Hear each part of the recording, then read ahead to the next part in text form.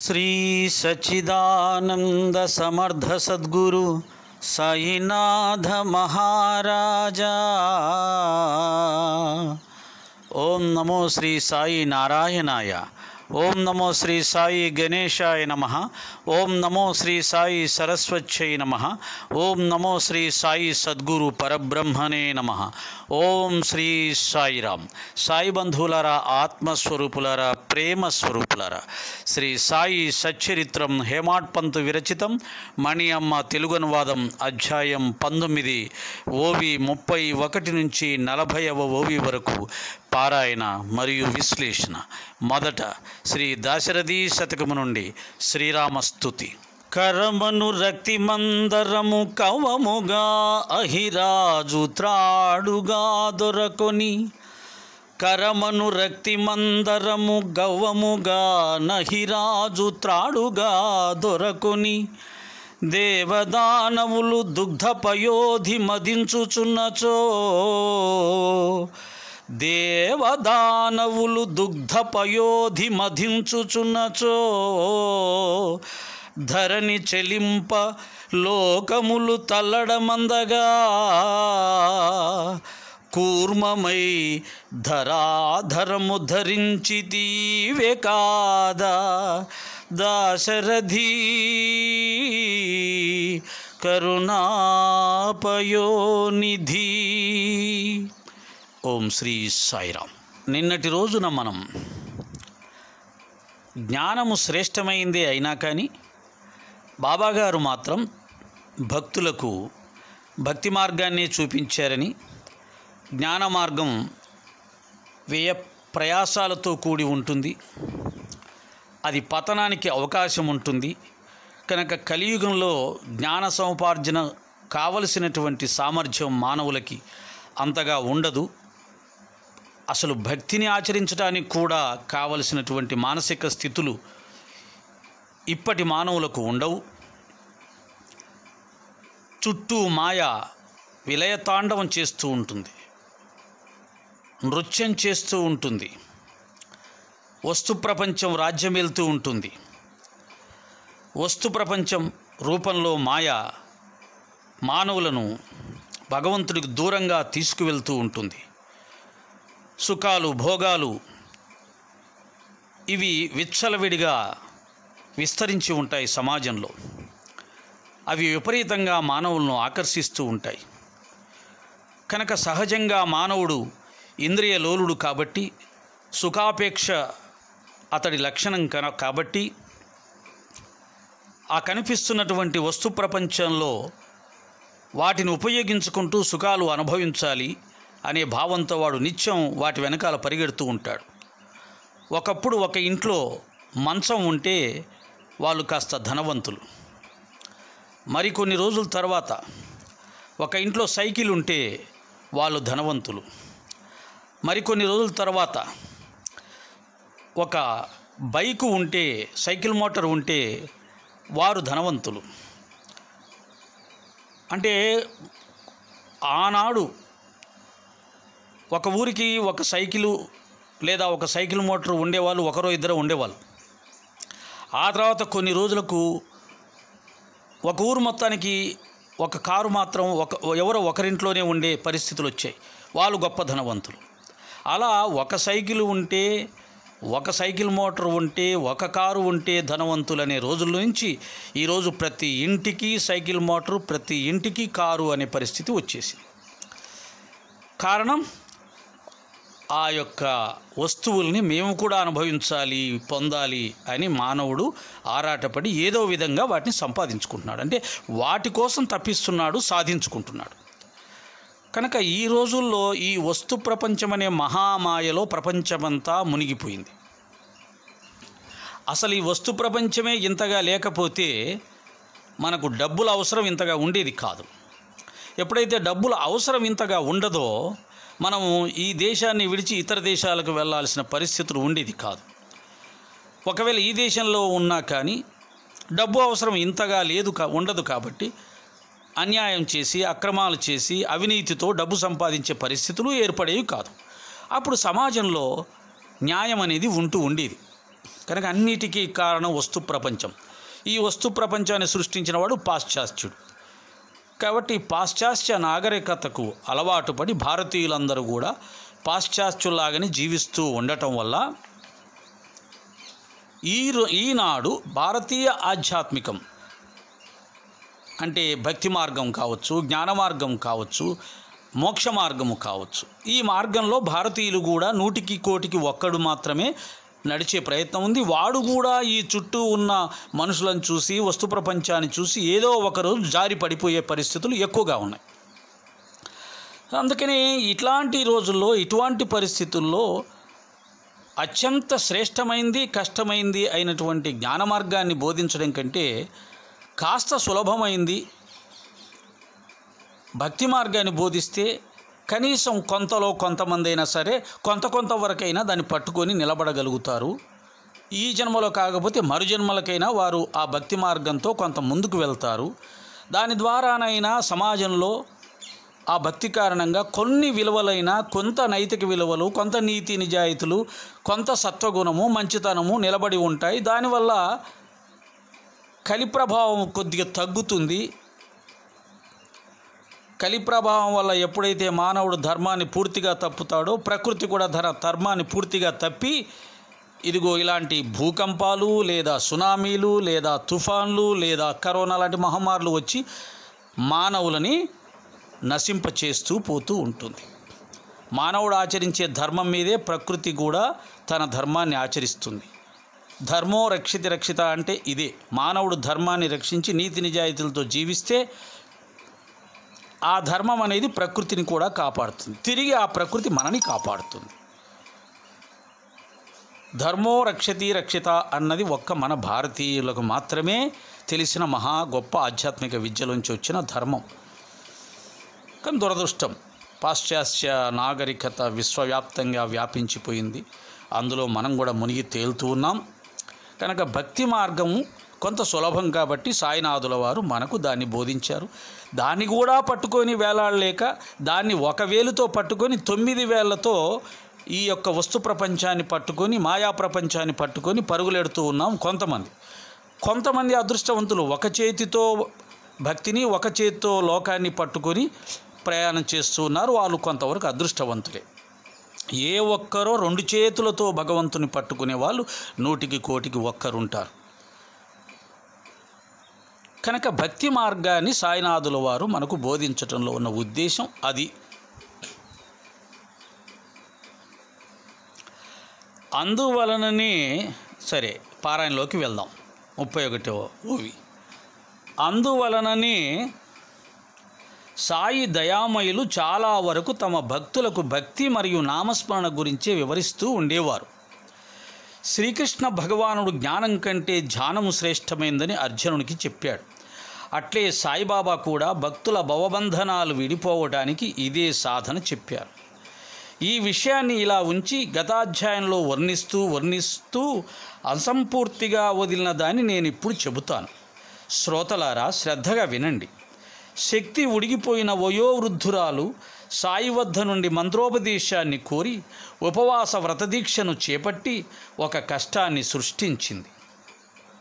ఆమె పరిస్థితిని చూచి భీతి చెందిన మాధవరావు బాబా వద్దకు వెళ్ళి మధ్యవర్తిగా మాట్లాడాడు. ఇది పూర్వకథ. సాయి యొక్క సంకల్పాలను ప్రకాశింపచేసే ఈ చరిత్ర అనే జ్యోతి వెలిగింది. దీని వెలుగు భక్తులకు మార్గదర్శకమై వారికి యోగ్యమైన మార్గము లభించుగాక. బాబా ఆజ్ఞానుసారం మాధవరావు నాకు చెప్పాలని ఆరంభించిన సుందరమైన కథను మరల మనవి చేస్తాను. వృద్ధురాలి నిగ్రహాన్ని చూచి బాబా ఆమె మనసును మార్చి ఆమెను అనుగ్రహించిన అభినవ కథ. బాబా ఆ స్త్రీని ప్రేమతో పిలిపించి, అమ్మా, నువ్వెందుకు ఇలా సత్యాగ్రహాన్ని చేస్తున్నావు? మరణించాలని ఎందుకు అనుకుంటున్నావు? బాబా ఎవరైనా ప్రౌఢ స్త్రీని అమ్మా అని, పురుషులను కాకా, బావు, బాయి అని మధురంగా పిలిచేవారు. ఓం శ్రీ సాయిరాం. పారాయణలో ప్రవేశిద్దాం. అందువల్లనే సాయి దయామయులు చాలా వరకు తమ భక్తులకు భక్తి మరియు నామస్మరణ గురించి వివరిస్తుండేవారు. కనుక జ్ఞాన మార్గం శ్రేష్టమైంది అయినా కానీ జ్ఞానం అనేది ఈ కాలం మానవులకు అర్థం కావడం చాలా కష్టం. దాన్ని సాధించటం అంతకన్నా కష్టం. ఎంత గొప్ప వాళ్ళకు కూడా ఆ జ్ఞాన మార్గంలో పతనమయ్యే భయంకరమైన పరిస్థితి కూడా ఒకటి ఉంది. కాబట్టి ఈ కలికాలంలో మానవుడు దాన్ని సాధించే సామర్థ్యం ఉండదు. కాబట్టి భక్తి మార్గం కొంతవరకు సులభంగా ఉంటుంది, కొంతైనా నేర్చుకునే అవకాశం ఉంటుంది. కనుక మనం సాధారణమైన భక్తి మార్గం, జ్ఞాన మార్గం అంటే మ్యాథమెటిక్స్. సాధారణంగా మ్యాథమెటిక్స్ చాలా కష్టం. బాగా తెలివితేటలున్న వాళ్ళకు మాత్రమే మ్యాథమెటిక్స్ బాగా అర్థమవుద్ది. వాళ్ళు మాత్రమే మ్యాథ్స్ సబ్జెక్ట్ తీసుకుంటారు. చూడండి, కొద్దిగా అంతంత మాత్రం తెలివితేటలు సోమరిపోతులు ఆర్ట్స్ సబ్జెక్ట్ తీసుకుంటారు. కాబట్టి ఈ కాలం మానవులకి భక్తి కాస్త సులభంగా అర్థమవుతుంది. కొంతవరకైనా దాన్ని పట్టుకోగలుగుతారని బాబాగారు భక్తి మార్గాన్ని బోధించారు. ఆ భక్తి మార్గం నవవిధ భక్తులుగా బాబాగారు చెప్పారు. కానీ ఈ రోజుల్లో కొంతమంది చెప్తారు, ఏదో ఒకటి పట్టుకుంటే చాలు. ఏదో ఒకటి నువ్వు పట్టుకోలేవు. ఏదో ఒకటి పట్టుకునే సామర్థ్యం రావాలన్నా, ఏదో ఒకటి పట్టుకొని దాంట్లోనే నువ్వు పూర్ణమైన ఆనందాన్ని పొందాలన్నా, దాన్నే నువ్వు అనన్యంగా ఆచరించాలన్నా నవవిధ భక్తులు ఆచరించిన తర్వాతే నీకు ఆ సామర్థ్యం వస్తుంది. కనుక బాబా ఊరికేనే చెప్పవాలా. అలాగే వెళ్ళేటప్పుడు లక్ష్మీబాయి సింధేకి బాబాగారు ఊరికేనే 9 నాణాలు ఇవ్వాల. అలాగే అనంతరావు పాటంకని కూడా బాబాగారు 9 ఉండలను ప్రోగు చేసితవా అన్నాడు. కానీ ఏదో ఒక ఉండనైనా ప్రోగు చేసితివా అనలేదు. కాబట్టి మనకు వచ్చిందేదో ప్రచారం చేసేయాలి, మనకు రానిదేదో అవసరం లేదు అని చెప్పాలనే ఉద్దేశంతో కొంతమంది అలా చెప్తుంటారు. దాన్ని సరైన విధంగా ఒప్పుకోకూడదు. ఎందుకంటే సచేత్ర ఆధారంగానే చెప్పబడుతుండాలి ఏదైనా సరే. అలాగే సాధన చేయడానికి మనకు సాధ్యం కానంత మాత్రాన వాటిని వదిలేయాల్సిన అవసరం లేదు. సాధన చేయుమురా నరుడా, సాధ్యము కానిది లేదురా. అలవాటైతే విషమే అయినా హాయిగా త్రాగుట సాధ్యమురా అన్నాడు తుకారం. విషయాన్నే తాగడానికి సాధ్యమవుతుంది అన్నాడు సాధన చేస్తే. నవవిధ భక్తులు సాధ్యం కాదా? ఏంటి బాబాగారికి సాష్టాంగ నమస్కారం చేయలేమా? బాబాని నోరారా కీర్తించలేమా? బాబాని చేతులారా పూజించలేమా? ఏమి చేయలేమని అందులో ఏం కష్టం ఉంది చేయడానికి? కొత్తవి మనకు రావు కాబట్టి, చేయడానికి మనసు ఒప్పుకోదు కాబట్టి, ఏదో ఒక దాంట్లో మనకు బాగా ప్రావీణ్యం ఉంది కాబట్టి ఇక దీని గురించే చెప్పుకుంటూ ఇది తప్పితే ఏమీ అక్కర్లేదు అనే భావాలను ప్రకటిస్తూ ఉంటారు కొంతమంది. అది కాదు సాధన, అది కాదు. నవవిధ భక్తుల్ని సాధన చేయాలి మొదట్లో. అప్పుడు నీకు పూర్ణమైనటువంటి భక్తి ఏదో ఒక దాని మీద వస్తుంది. శ్రీకృష్ణ భగవానుడు జ్ఞానం కంటే ధ్యానం శ్రేష్టమైనదని అర్జునుడికి చెప్పారు. అట్లే సాయిబాబా కూడా భక్తుల భవబంధనాలు విడిపోవడానికి ఇది సాధన చెప్పారు. భగవద్గీతలో శ్రీకృష్ణ పరమాత్మ జ్ఞానం కంటే ధ్యానం శ్రేష్టమైందని అర్జునుడికి చెప్పారు అని ఇక్కడ హేమడ్ పంత్ గారు చెప్తున్నారు. కానీ ఆయన ఇంకొక మాట కూడా చెప్పాడు. జ్ఞానం కంటే ధ్యానం శ్రేష్టమైంది, ధ్యానం కంటే కర్మఫల త్యాగం గొప్పది అని చెప్పాడు కృష్ణ భగవానుడు. ఇలా చెప్పడానికి గురువులు ఒక్కొక్క చోట ఒక్కొక్కటి గొప్పదని చెప్తారు. అదే కృష్ణ భగవానుడు అదే భగవద్గీతలో భక్తిని మించింది లేదు అని ఒకచోట చెప్తాడు. అదే భగవానుడు భగవద్గీతలో జ్ఞానాగ్ని దగ్ధ కర్మానం జ్ఞానం శ్రేష్టము, జ్ఞానం కంటే ఇంకేది శ్రేష్టం కాదని చెప్తాడు. జ్ఞానం ఒక్కటే కర్మలను దహించగలదు అని చెప్తాడు. కారణం ఏంటంటే ఆయా సందర్భాలను బట్టి వాటికి అర్హత కలిగిన వాళ్ళు వాటిని స్వీకరించాలి. అంతేగాని ఇది గొప్పదంట కదా అని పరిగెత్తుకొని దాన్ని పట్టుకోకూడదు. నీకు సామర్థ్యము ఎంత ఉంది, నీకు ఏ మార్గంలో ప్రావీణ్యం ఉంది, నీవు దేన్ని తీసుకోగలవు, దేన్ని అర్థం చేసుకోగలవు, దేన్ని ఆచరించగలవు, అలా దాన్ని తీసుకో. జ్ఞానము శ్రేష్టమైందే, ధ్యానము శ్రేష్టమైందే, కర్మఫల త్యాగము శ్రేష్టమైందే, భక్తి శ్రేష్టమైందే. ఈ 4 భగవంతుని చేర్చేవే. కాకపోతే సందర్భాన్ని బట్టి గురువులు అలా చెప్తారు. ఎందుకు ఆయన కర్మఫల త్యాగం గొప్పదన్నాడంటే, కర్మఫల త్యాగం గొప్పదన్నప్పుడే మానవ జాతి అంతా కర్మలు చేస్తుంది. కర్మలు చేయడం వల్ల సమాజము సృష్టి అంతా కూడా సక్రమంగా నడుస్తుంది. కానీ ఆ కర్మలు కామంతో స్వార్థంతో చేస్తే మళ్ళా సమాజం అంతా అస్తవ్యస్తమైపోతుంది. కాబట్టి కర్మలు చెయ్యాలి సృష్టి నడవడానికి. ఆ కర్మలను ఫలితం ఆశించి చేయకుండా ఉంటే అది ఎటువంటి ఫలితం వచ్చినా వాళ్ళు మామూలుగా తీసుకోగలుగుతారు, నిలబడగలుగుతారు. అలాగే స్వార్థం ఉండదు కాబట్టి ఇతరుల మీద ద్వేషం, కోపం ఉండదు. కాబట్టి నిష్కామ కర్మ చేసినప్పుడు సమాజం అంతా చక్కగా ప్రశాంతంగా ఉంటుంది. కాబట్టి సృష్టి నడవాలంటే, సమాజం నడవాలంటే కర్మలు చెయ్యాలి, ఆ కర్మలు త్యాగం చెయ్యాలి. ఇది ఈ భూమి మీద ఈ యొక్క సమాజము మనుగడకి పనికొచ్చే గొప్ప సాధన. కాబట్టి దాన్ని చెప్పాడు మనకు. అలా కాకుండా ఆయన ధ్యానం అన్నిటికంటే గొప్పదన్న. అందరు రమణ మహర్షిలాగా కళ్ళు మూసుకొని కూర్చుంటే సమాజం ఎలా నడుస్తుంది? పొట్టకు ఆకలి వేసినప్పుడు అన్నం ఎక్కడి నుంచి వస్తుంది? ఎవరు పెడతారు? రమణ మహర్షి గారికి కూడా ఎవరో ఒకరు భక్తులు వండి పెట్టాలి కదా. అలా వండి పెడితే శరీరంతో నిలబడగలిగే, లేకపోతే శరీరం వెళ్ళిపోతుంది. అలాగే అందరి శరీరాలు వెళ్ళిపోతే సమాజం ఎలా నడుస్తుంది? కాబట్టి ఒక చోట అదని, ఒక చోట ఇదని, ఒక చోట అదని చెప్పడానికి కారణం వారి వారి సంస్కారాలను బట్టి వారికి కావాల్సింది తీసుకుంటారు. అంతేగాని అందరికీ ఒకటే చెప్తే అందరూ దాన్నే తీసుకుంటారు. ఇక మిగతా అన్నీ ఆగిపోతాయి, సమాజం నడవదు. కాబట్టి ఈ కాలానికి అనుగుణంగా సాయినాథుల వారు కూడా భక్తి మార్గాన్ని బోధించారు. అంతేగాని అలా బోధించారని భక్తి శ్రేష్టమైంది, జ్ఞానం కంటే బాబా చెప్పాడు అని కాదు. ఈ విషయాన్ని ఇలా ఉంచి గతాధ్యాయంలో వర్ణిస్తూ అసంపూర్తిగా వదిలిన దాన్ని నేను ఇప్పుడు చెబుతాను. శ్రోతలారా శ్రద్ధగా వినండి. శక్తి ఉడికిపోయిన వయోవృద్ధురాలు సాయి వద్ద నుండి మంత్రోపదేశాన్ని కోరి ఉపవాస వ్రతదీక్షను చేపట్టి ఒక కష్టాన్ని సృష్టించింది. ఆమె ఏం చేసింది? ఉపవాసం చేయడానికి కారణం ఏంటి? బాబా దగ్గర నుంచి ఉపదేశాన్ని పొందాలి. ఆయన ఉపదేశం ఇవ్వనంత వరకు నేను అన్నపానీయాలు ముట్టను. ఆయన ఉపదేశం ఇవ్వకపోతే చావనైనా చస్తాను కానీ ఆహారం స్వీకరించను. ఇది కఠిన నియమం పాటిస్తూ ఉంది. చివరికి చావుకు దగ్గరైంది. మరి ఆమె చనిపోతే కష్టం ఎవరికి? షిరిడీ ప్రజలకు కష్టం, బాబాకు ఒక అపవాదు, బాబా భక్తులకు ఒక బాధ. కాబట్టి ఈ వీళ్ళందరికీ బాధను, కష్టాన్ని సృష్టించింది ఆమె. కాబట్టి ఎప్పుడైనా సరే ఇలా కఠినంగా దీక్షలు పొందుతుంటారు లేదా ప్రతిజ్ఞలు చేస్తూ ఉంటారు. ఇవన్నీ చాలా కష్టాలు సృష్టిస్తాయి వాళ్ళకు, ఇతరులకు కూడా. ఇవన్నీ కూడా రజోగుణ సంబంధమైనటువంటి భక్తికి కారణాలు. కాబట్టి ఎప్పుడు కూడా ఏమంటారు, దీక్షలు, నేను ఇంతవరకు ఇలా ఉంటాను, అంతవరకు అలా ఉంటాను, ఇంతవరకు ఇది తినను, అంతవరకు అది తాగను, అంతవరకు మీరు ఇక్కడికి రావద్దు, ఇంతవరకు నేను అక్కడికి రాను అని చెప్పి ప్రతిజ్ఞలు చేస్తుంటారే, ఇవన్నీ కూడా వారికి, ఇతరులకు కష్టాలు సృష్టిస్తాయి తప్ప అది ఎటువంటి ప్రయోజనాన్ని కలిగించదు. భీష్మ ప్రతిజ్ఞ చేశాడండి. భీష్ముడు కనుక ఆ ప్రతిజ్ఞ చేయకుండా ఉంటే ఆ కౌరవులు అంత దుర్మార్గంలో అయ్యేవాళ్ళు కాదు. వాళ్ళు దుర్మార్గంగా ప్రవర్తిస్తే భీష్ముడు దండించేవాడు. కానీ ఆయన ప్రతిజ్ఞ చేసిన కారణంగా వారిని ఏమీ అనలేక చివరికి కురుక్షేత్ర యుద్ధం జరగాల్సి వచ్చింది. కౌరవ వంశం అంతా నాశనం అవ్వాల్సింది.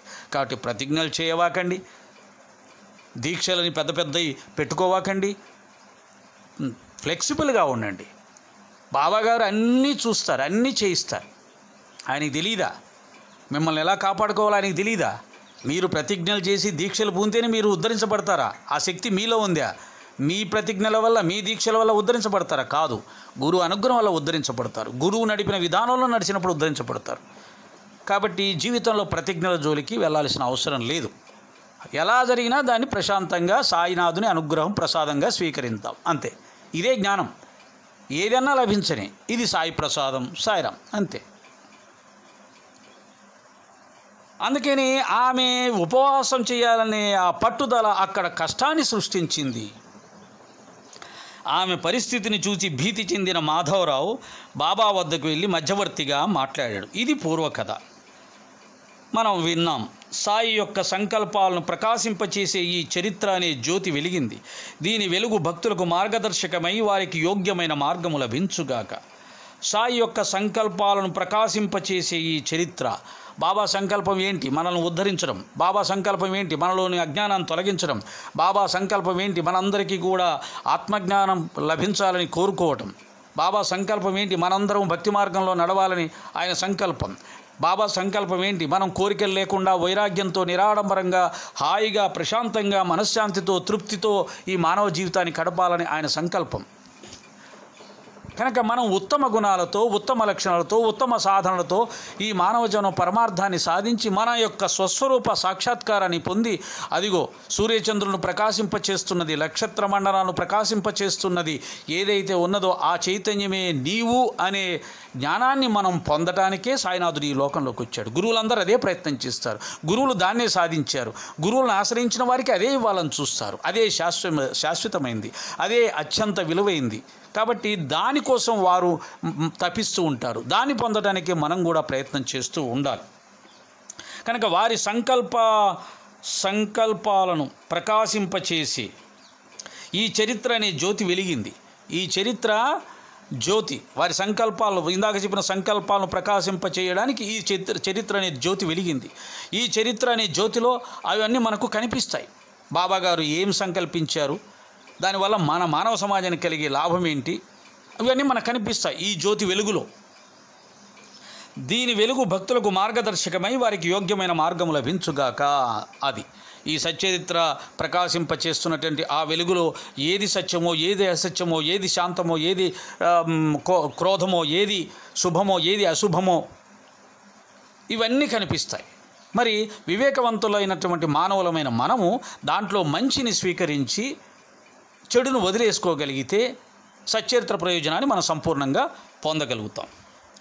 బాబా ఆజ్ఞానుసారం మాధవరావు నాకు చెప్పాలని ఆరంభించిన మధుర సుందరమైన కథను మరల మనవి చేస్తాను. వృద్ధురాలి నిగ్రహాన్ని చూచి బాబా ఆమె మనసును మార్చి ఆమెను అనుగ్రహించిన అభినవ కథ. వృద్ధురాలి యొక్క నిగ్రహాన్ని చూచి, అంటే ఆమె పట్టుదలను చూచి, పట్టుదల గొప్పదే, పట్టుదల ఉండాలి. అది ఏ విషయంలో ఉండాలి, ఎలా ఉండాలి, ఎలా పట్టుదలను మనం ప్రయోగించాలి అనేది కూడా తెలుసుకొని ఉండాలి. కత్తి మంచిదే, కానీ ఆ కత్తిని దేనికి వాడాలి? పండు కోసుకోవడానికి, కూరగాయలు కోసుకోవడానికి వాడితే అది మనకు మంచిగా ఉపయోగపడుతుంది. ఇతరులను పొడవడానికి వాడితే చాలా ప్రమాదాన్ని, నష్టాన్ని, కష్టాన్ని, దుఃఖాన్ని కలిగిస్తుంది. అవతల వాళ్ళకి మనకి, పొడిచిన వాడికేమో బాధ, తర్వాత మనకు చట్టరీత్యా మనకు విధించబడే శిక్షలు మనకు బాధ. కాబట్టి ఈ పట్టుదల అనేది మంచిదే, కానీ దాన్ని దేనికి ఉపయోగించాలి, ఎలా ఉపయోగించాలి, ఎంతవరకు ఉపయోగించాలి, అవి కూడా తెలుసుకొని పట్టుదల ఉపయోగించాలి. నీ దగ్గర అస్త్రాలు ఉన్నాయి, ఆ అస్త్రం ఎప్పుడు వేయాలో సమయం సందర్భం చూసుకొని అస్త్రం వేస్తే నువ్వు తెలివిగలవాడి. ఒక మామూలు సైనికుడి మీద బ్రహ్మాస్త్రం వేస్తే వాడు తెలివి లేనివాడు. ఎందుకని? బ్రహ్మాస్త్రం వేయక్కల వాడికి, చిన్న అస్త్రం వేస్తే చచ్చిపోతాడు. వాడి మీద బ్రహ్మాస్త్రం వేస్తే వాడు చచ్చిపోతాడు, బ్రహ్మాస్త్రం వృధా అయిపోయింది. ఆ తర్వాత మహాబలవంతుడైన వాడు వస్తాడు, వాడిని చంపాలంటే నీ దగ్గర బ్రహ్మాస్త్రం ఉండదు, మామూలు అస్త్రాలు ఉంటాయి. కాబట్టి ఏదైనా సమయం సందర్భాన్ని బట్టి చేయడం వస్తేనే నీ దగ్గర ఉన్నటువంటి ఆ మంచి గుణాలు కూడా నీకు ఉపయోగపడతాయి, లేకపోతే ఆ మంచి గుణాలు కూడా నీకు ఉపయోగపడవు. బాబా ఆ స్త్రీని ప్రేమతో పిలిపించి, అమ్మా, నువ్వెందుకు ఇలా సత్యాగ్రహాన్ని చేస్తున్నావు, మరణించాలని ఎందుకు అనుకుంటున్నావు? బాబా ఎవరైనా ప్రౌఢ స్త్రీని అమ్మా అని, పురుషులను కాక బావు, బాయి అని మధురంగా పిలిచేవారు. బాబా ఆ స్త్రీని పిలిచారంట, పిలిచి కూర్చోబెట్టుకున్నారు. అమ్మా, నువ్వెందుకు ఇలా సత్యాగ్రహాన్ని చేస్తున్నావు, మరణించాలని ఎందుకు అనుకుంటున్నావు అని అడిగారంట. అది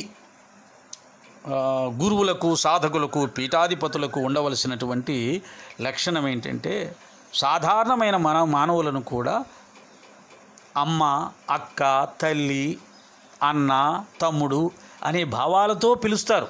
నువ్వు వారిని గురువే అని పిలువు, కానీ వాళ్ళు మాత్రం నిన్ను, ముఖ్యంగా బాబాగారు ఆయన నేను గురువుని అని అనుకొని శిష్యుల్ని దూరంగా పెట్టాలా. అలాగే శిష్యులతో ఏ సేవలు చేయించుకోవాలా. వాళ్ళు గురువుగా అనుకుంటే అది వారి భావం, కానీ ఆయన మాత్రం వాళ్ళని ఎప్పుడు నా శిష్యులు అనుకోలేదు. వాళ్ళు నేను ఒకటే అనుకున్నాడు ఆయన. ఇంకా వాళ్ళని తనకంటే ఎక్కువగా భావించుకున్నాడు. వారితో మధురమైన బంధాలను ఏర్పాటు చేసుకున్నాడు. అక్క, తల్లి, అన్న, తమ్ముడు అని. ఏ గురువులు అలా ఏర్పాటు చేసుకోరు. గురువు అనగానే ఒక ప్రత్యేకమైన స్థానం కోరుకుంటాం, గురువు అనగానే ప్రత్యేకమైన అలంకరణ కోరుకుంటాం, గురువు అనగానే వారికి మనకు చాలా తేడా ఉంది అనుకుంటాం, వారి చేత మనం ఎన్ని సేవలైనా చేయించుకోవచ్చు అనుకుంటాం. వారికి ఎంత దూరంగా ఉంటే మన కీర్తి ప్రతిష్టలు, మన గౌరవం అంతగా పెరుగుతుంది అనుకుంటాం. కానీ సాయి మార్గం అది కాదు. సాయి మార్గంలో నిన్ను గురువు అన్నా సరే నువ్వు వారిలో ఒక్కడిగానే మెలుగుతావు, వారితో కలిసిమెలిసి తిరుగుతావు, వారితో మధురమైన బంధాలు ఏర్పాటు చేసుకుంటావు, సాధారణమైన మానవుడిగానే జీవిస్తావు. చెప్పే జ్ఞానం మాత్రం అసాధారణంగా ఉంటుంది, జీవన విధానం మాత్రం సర్వసాధారణంగా ఉంటుంది. ఇది నిజమైన గురుత్వానికి నిదర్శనం. కనుక బాబా ఆ విధంగా అందరినీ పిలిచేవాడు. ఆ స్త్రీని కూడా పిలిచి అలా పలకరించి అడిగాడు. బాబా ఎవరైనా ప్రౌఢ స్త్రీని అమ్మా అని, పురుషులను కాక బావు, బాయి అని మధురంగా పిలిచేవారు. ఇది హేమాడ్ పంత్ గారు, బాబా గారు తన భక్తులను పిలిచే విధానాన్ని, భక్తుల మీద ఆయన చూపించే ప్రేమను మనకు తెలియజేస్తూ ఉన్నారు. ఈనాటితో మరి 40 అధ్యాయం ముగిసింది. రేపు బాబాగారు ఆ తల్లికి ఏం చెప్పారో తెలుసుకునే ప్రయత్నం చేద్దాం. ఓం శ్రీ సాయిరామ్.